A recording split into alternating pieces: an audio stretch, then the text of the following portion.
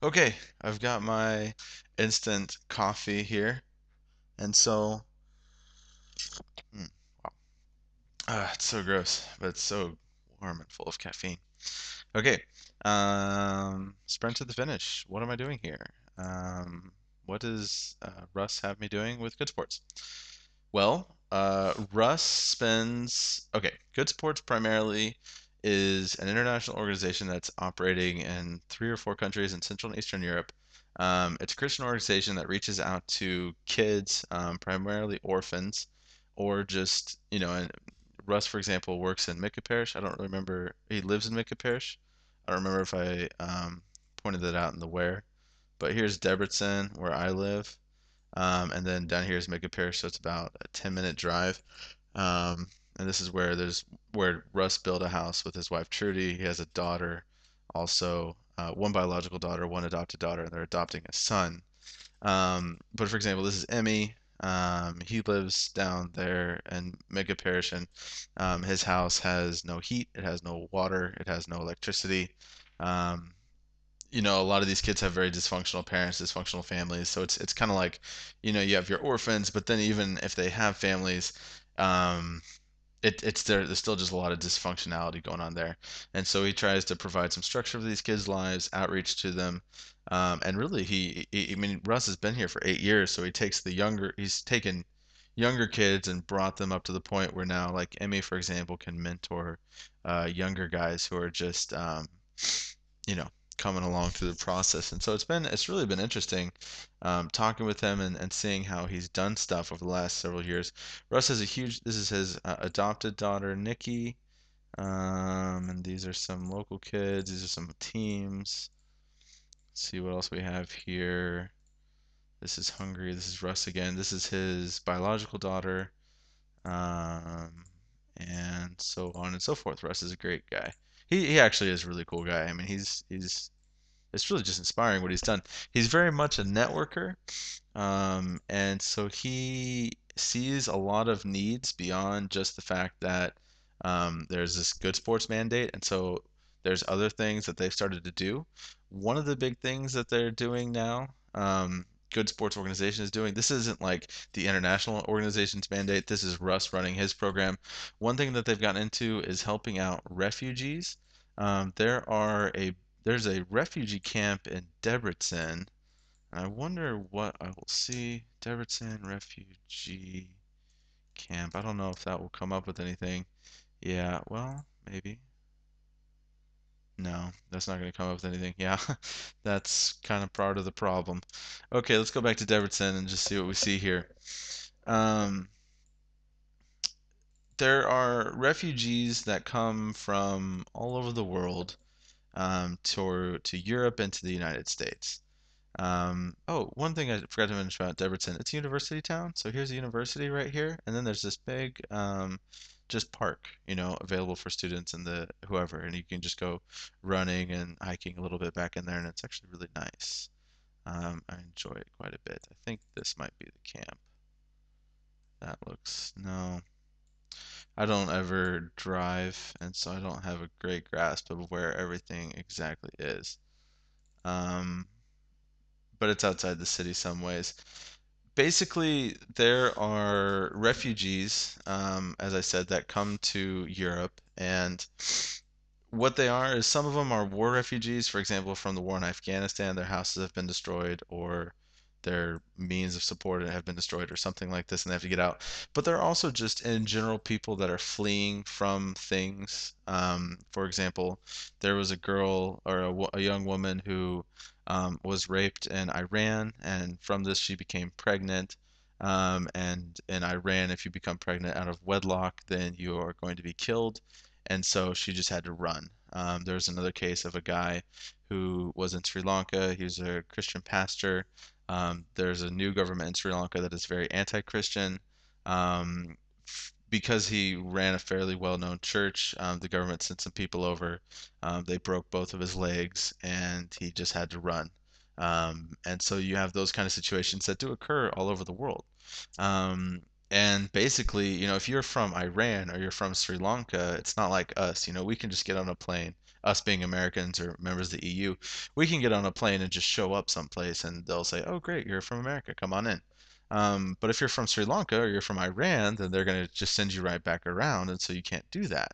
And so what they do is, in desperation, they turn to human traffickers.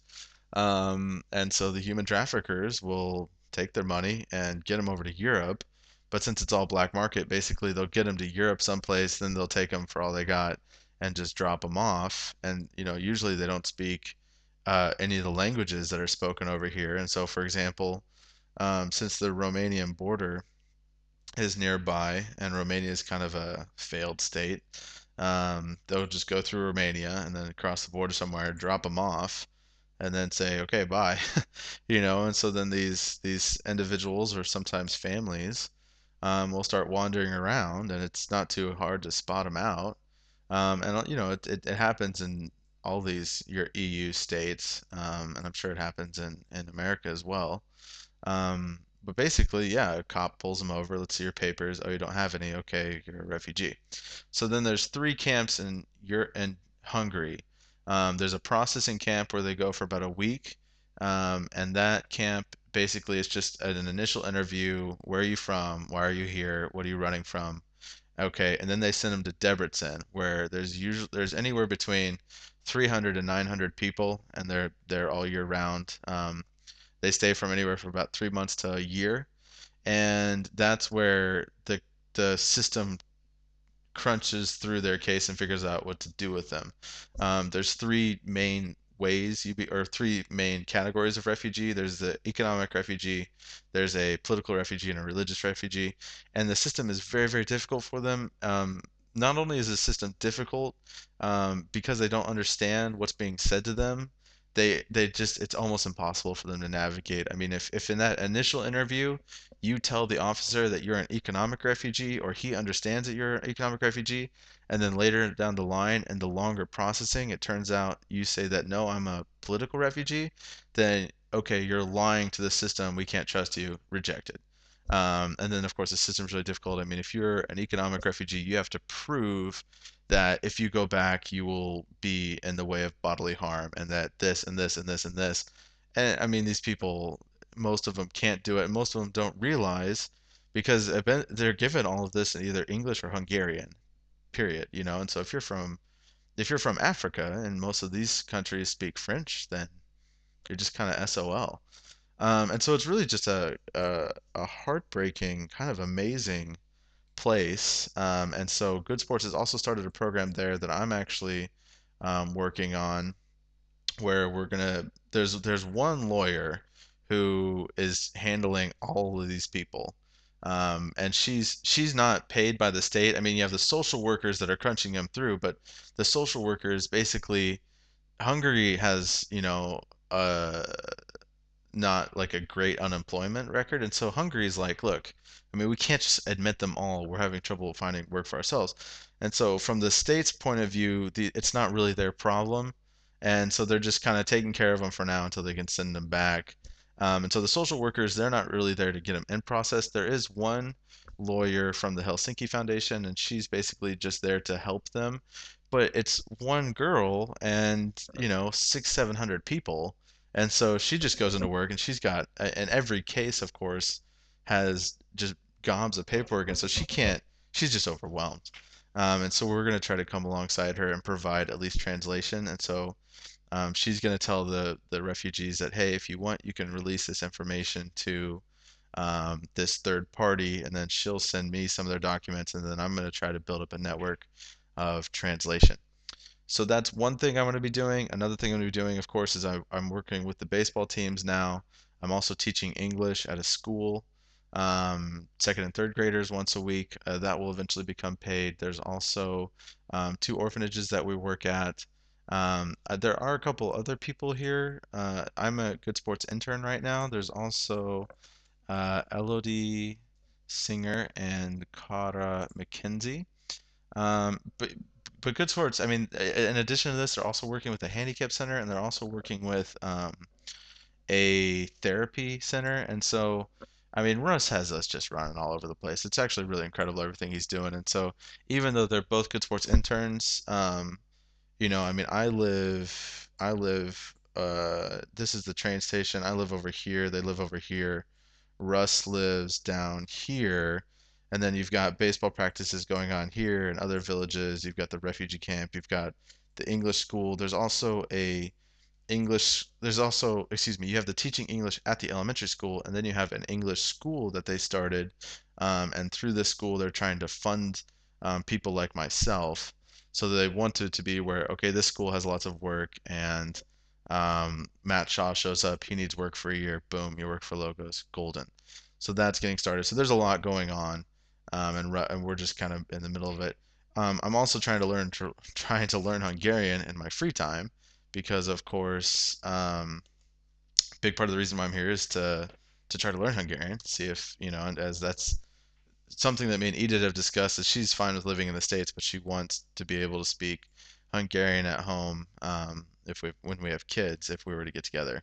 And so I need to learn Hungarian, and so I got to squeeze that in edgewise. And so that's what I'm doing. I'm working with refugees, working with these baseball teams, orphans, teaching English.